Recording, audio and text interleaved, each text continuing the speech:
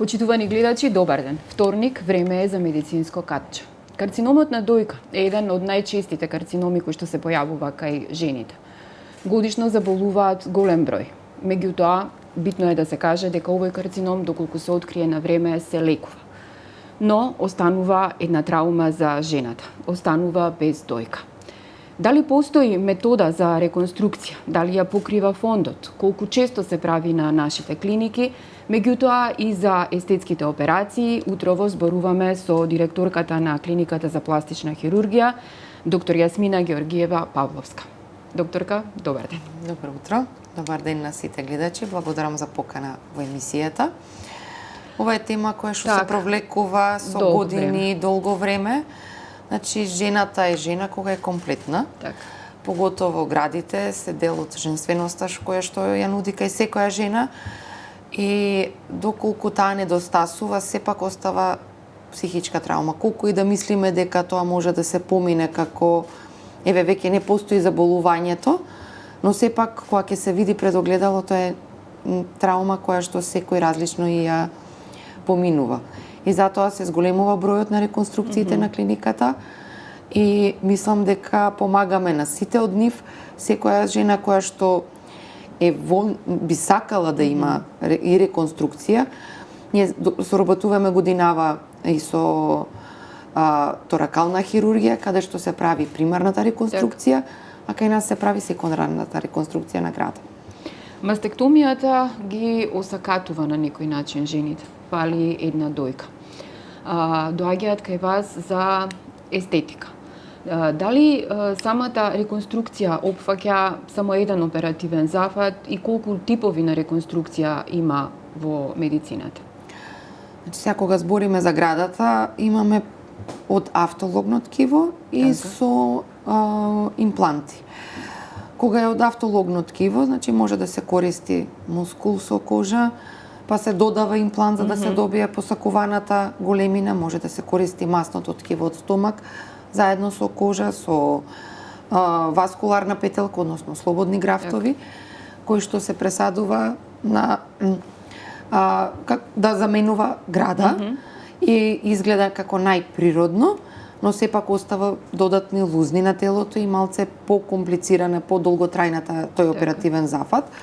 И како поедноставна варијанта е експандерите, кои што го зголемуваат ткивото, односно кожата ја експандираат со време и потоа се става финалната, односно имплантот.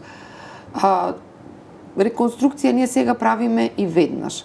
Тоа ми беше следното прашање, колку време треба да помине од првичната операција на отстранување на карцином, односно од мастектомија? Кога веќе е направена мастектомијата, чекаме една година за да се завршат хемотерапиите, зрачења, кои кај некоја жена, значи зависно од онколошкиот третман каков е, од тоа зависи реконструкцијата дали ќе биде последна година или по завршување на целосната хематолошка терапија, односно онколошка терапија.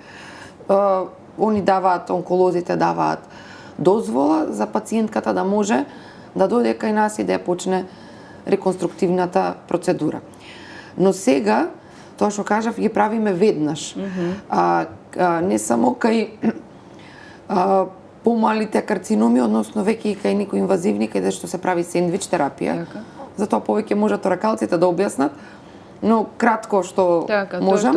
Значи првично се на онкологија, примаат хемотерапија, заедно со торакалните хирузи, они ја прават мастектомијата, ние реконструираме и потоа ако има потреба, они се продолжуваат со онколошката терапија, така да жените стануваат, пак се будат постоперативно со гради.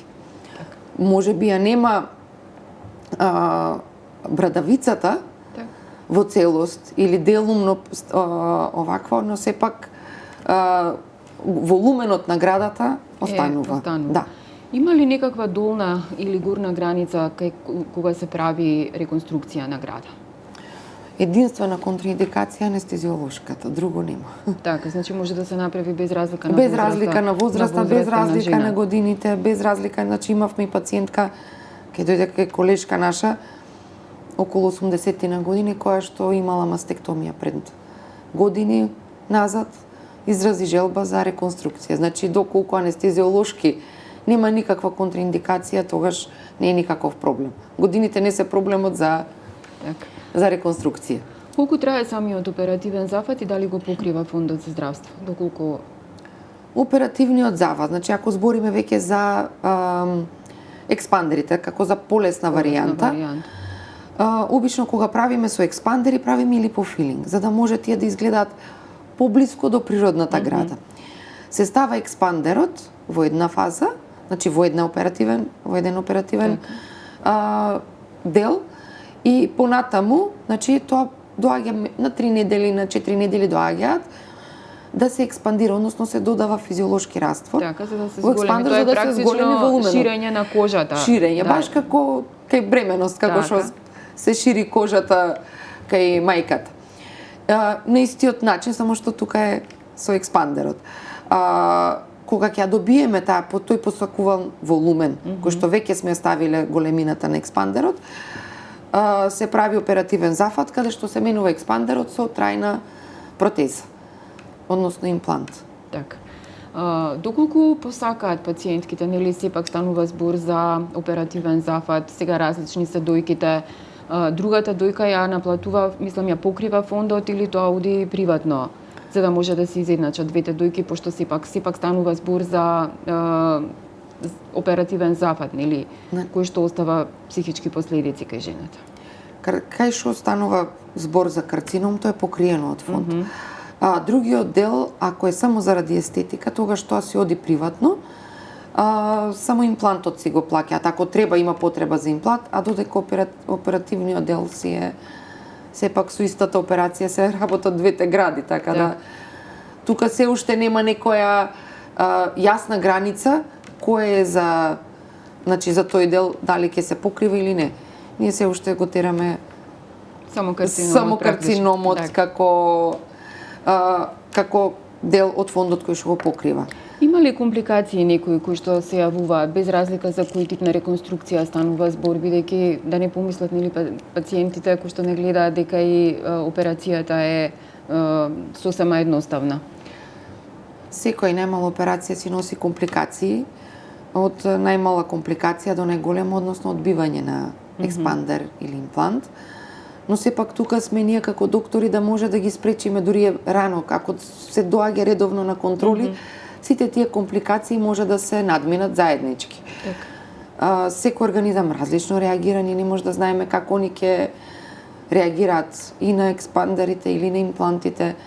И многу се ретки тие компликации, но сепак можам да кажам ги има. Може да се направи сером, може да се направи хематом, може и некроза на кожата да се направи, па со тоа што кога ќе некротизира кожата треба да се отстрани, со тоа треба да се отстрани и имплантот или експандерот, се направи пауза, па понатаму да се реконструира. Значи секој пациент си индивидуа за себе. И со секој пациент има, со секоја компликација или како и да има индивидуален пристап. Почнавме со така малку поморбидна тема, нели реконструкција на дојки, меѓутоа ајде одиме сега, вие сте пластичен хирург на убавина. Секоја жена па и маж се бори да ги прикрие годините и некако да оди нели спротивно на старењето. Дали кај нас на клиниката за пластична хирургија се прават и естетски операции? Ајде кога сме веќе кај дојки да почнеме со дојки. Дали има зголемување, па дури и намалување, нели има жени кои што имаат екстремно големи дојки па бараат намалување? Так. Кога имаме жени со екстремно големи гради, каде што и ортопедите кажуваат дека од градите имаат они проблеми со рбетниот столб, тогаш тие гради ги покрија, мислам ги работиме и ги покрива фондот за здравство, пошто тука се работи за здравје, не се работи за естетика. Естетиката се работи, тие се приватни операции кои што пациентот си ги покрива приватно, целосно приватно. Фондот не ги покрива, што мислам секаде у свет фондот не ги покрива. Меѓутоа ве прашав, чисто зберејќи би кај нас се поврзуваат секогаш со приватни клиника, па да знаат гледачите дека и на клиника. Во, значи после завршување на редовниот програм се работат и естетски операции, тоа не е од сега, тоа е уште од 2007-2008 година се почна да се работат за прв пат како дополнителна дејност и можам да кажам дека се поголем е бројот и одзивот ради тоа што нашите цени се, можам да кажам, и најниски во регионот, а квалитетот е на највисоко ниво, пошто све што нудиме, све прво од експертите како што сме на клиника, сите вработени, па понатам и до квалитетот на производите кои што се користат. Светскиот тренд, дали го следиме кога сме веќе нели кај светските трендови, се случува за 18 години родител да подари на дете импланти. Сте имали ли таков случај во вашата? Да. Да? Значи на 18 години добила подарок? Подарок, да. Пошто тоа е инсистира, вика, уште од 16 години, но вие рековте дека треба да е 18 години за да може да дојде на оперативен зафат, пошто сепак развојот на секое дете е до 18, минимум до 18 години. Има за предматура, за да може да се веќе наполните 18 години, веќе имаат за предматура. Така да дали се работи за гради, дали се работи за нос, значи знаат да имаат како подарок, да бараат екстремно, екстремно големи гради или сепак се во некои граници на нормалната? Сепак се во граници на нормалната. Значи обично се тие девојчиња кај што се слаби, високи, имаат града, но мислат дека таа е премала за тоа што они би сакале да имаат, и со консултација со пластичниот хирург кој што они си го одбрале, им се објаснува која би била идеалната, да не биде преголема, а да биде сепак во тие, да кажам, нормални граници, кај што би можели работниот стоп да ги носи, не се само да се стави. Сте имали ли таков случај да побараат екстремни импланти, без разлика нели на возраста на жената, екстремно големи, и дали сте одбиле операција? Да. Јас лично сум одбила, и тоа сум имала пред, мислам, прв пат беше пред 10 години, кога пациентка доаѓа со слика со екстремно големи гради, а има гради. Значи, вика, сакам вакви. Викам, дали ви се потребни за работа, за зависно, не знам која професија ја имате, за да може, дали вие за работа или вие за, мислам, за лично задоволство. За лично задоволство беше, и тука се, да кажам, баш како на пазар се исценкавме. И ставивме, и после месец дена ми се заблагодаруваше за времето што сум го одвоила за разговори, пошто тоа траеше 1 месец, 2 месеци убедувањето, дури да се убедеме за точната кубикажа, за точната кубикажа, и презадоволна со исходот и со начинот на како изгледа, мислам, изгледот на градите, и дека е пресрекна со градите. Така да некој пат може би е помачно за докторите да ги убедат пациентите, но сепак мислам дека треба малце подолг разговор да имаме со секој пациент, да им кажеме нашата страна која е. Ние, пошто имаме искуството, ни го дава тоа што треба да им го пренесеме на пациентите. Спомнавте фотографија, правите и лифтинзи, нели пластични операции на лице. Се случува ли да ви дојдат без разлика на полот маж или жена и да ви каже, еве, направиме вака? Има и такви, да. Пошто најчесто како сакате да изгледа носето, како сакате да изгледа лицето, има многу нереални фотографии, пошто сепак све што се прави ние гледаме да биде во нормалните вредности. Да изгледаат нормални, да не изгледаат, да не го смениме целосно ликот. Некои имаат покрупно лице, сакаат помало носе, тоа не одговара. Сепак хармонијата мора ние да ја задржиме на лицето, за да може да, и кога ќе се видат после тоа во огледало, пак да бидат убави.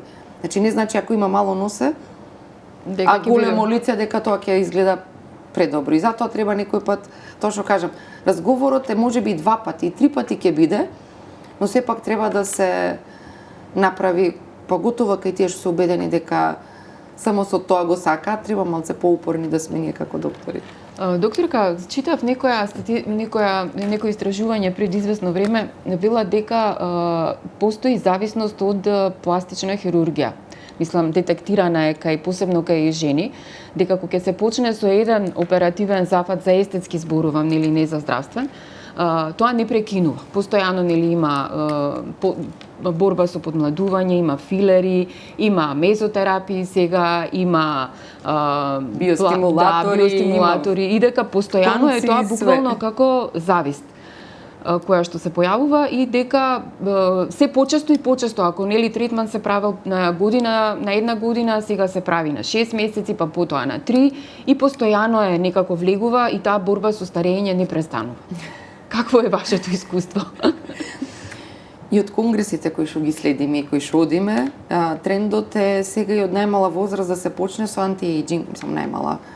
Од помлада возраст, значи почнуваме со кремите, они викаат дека се еден тип на анти-ејджинг. Односно негата на кожата е првиот анти-ејджинг метод кој што се користи кај сите, мислам и кај мажи и кај жени, уште од најмала возраст. И дека сите тие корекции убаво е да се направат во помлада возраст и да се продолжат за понатаму. Исто така и социјалните мрежи се тие кои што наметнуваат малце наметнуваат и нереални слики и реални слики, а ретко се реалните, обично се сите повеќе тоа што сакаат младите да видат отколку реалноста која што доаѓа кај нас. И тоа се објаснува на пациентите. Сепак ја останувам за природниот изглед, за да не се менува ликот на машка, женска особа. Зависност, таа не е некоја зависност, него тоа е континуирано одржување на лицето за помладалачки изглед. Може така да го кажам. И со тие редовни третмани, значи апликација на филер, апликација на конци за подигање на тонусот на лицето, апликација на неуротоксини, скин бустери, значи сето тоа ни даваат пролонгирање на покажување на годините кои што ги имаме. И исхрана на кожата, значи ја тоа и така го гледам, не го гледам само како метод за подмладување, него баш она кога ќе кажат колку нежна ти изгледа кожата, тоа е дали сте користеле крема. Сега имаме таа мезотерапија, PRP методи, екзозоми. Значи сега трендот на анти-ејджинг доаѓа и секоја година има све нешто ново.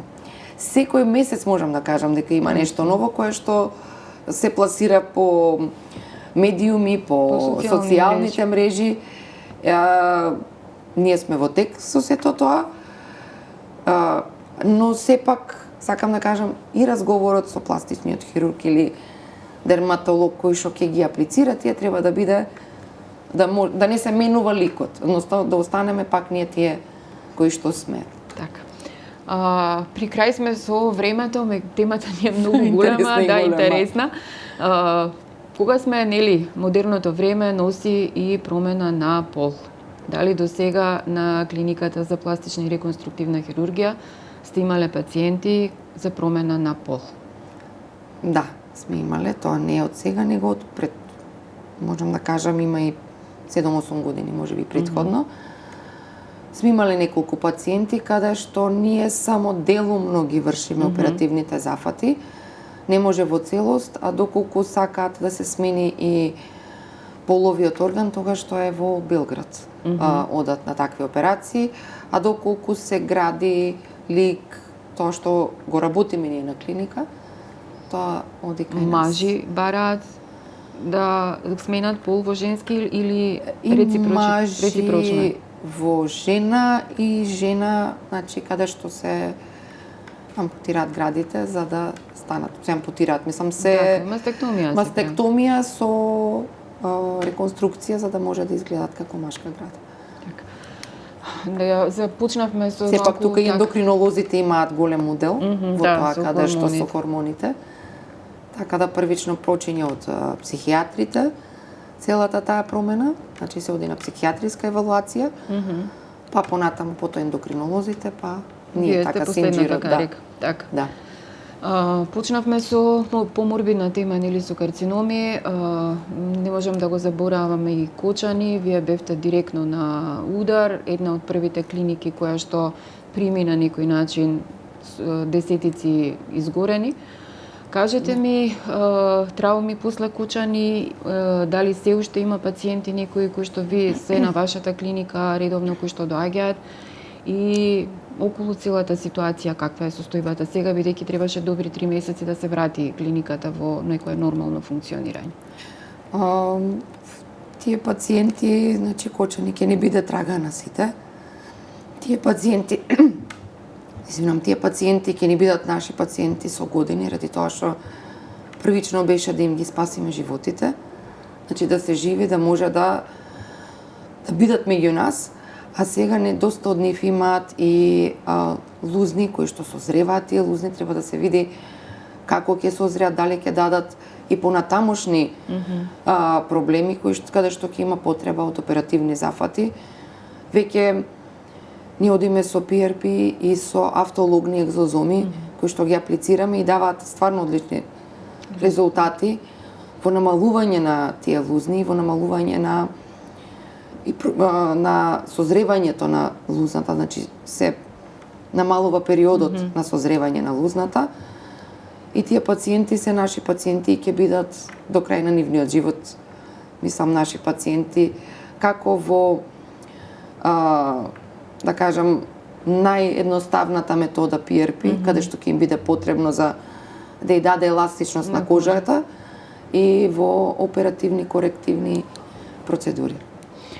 За крај на интервјуто, докторка, препорака до сите пациенти, доколку ги прашувам сите ваши колеги, доколку еве од вашата област им се појави некој проблем, немавме време да позборуваме за кожните карциноми, па еве да го искористиме последното прашање. Дерматолозите детектираат, кај вас се оперираат, колку е оперативно тешка тој оперативен зафат и дали треба да се плашат на некој начин или што поскоро треба да ги средат кожните промени? Сепак, значи, матичните, кога некој ќе се пожали дека има нешто рана која што не заздравува повеќе од 2 месеци, или па има некоја нова пигментирана, ќе кажат бемка, и се појави од пред 2-3 месеци, треба да се препратат на дерматолог, каде што со дермоскопијата, да не кажам, скоро до 90% добиваме точни диагнози. Со тоа ни олеснуваат нас на кој начин ќе бидат оперирани и реконструирани тие пациенти. Колку е помала промената, толку е полесна и оперативниот зафат и понатамошниот тек на следење на тие пациенти. Значи, ја би апелирала кај сите, значи не само за кожните карциноми, за секој вид, и за градите. Само прегледите се основни. Исто и за бемките. Значи, само прегледот пред огледало. Некоја нова бемка, некоја нова промена која имаат. Значи, веднаш да се препратат кај матичната, да ги препрати на дерматолог за дермоскопија. За градите. Секој кој што ќе напипа само преглед, тоа е притуширање. Само преглед, секоја жена сигурно веќе знае како тој само преглед да го прави на градите, доколку се примети некоја топче која што не поминува или тука е ново е, треба да се препратат на кај матичниот за да ги проследи, да ги препрати како да се дијагностицираат понатаму.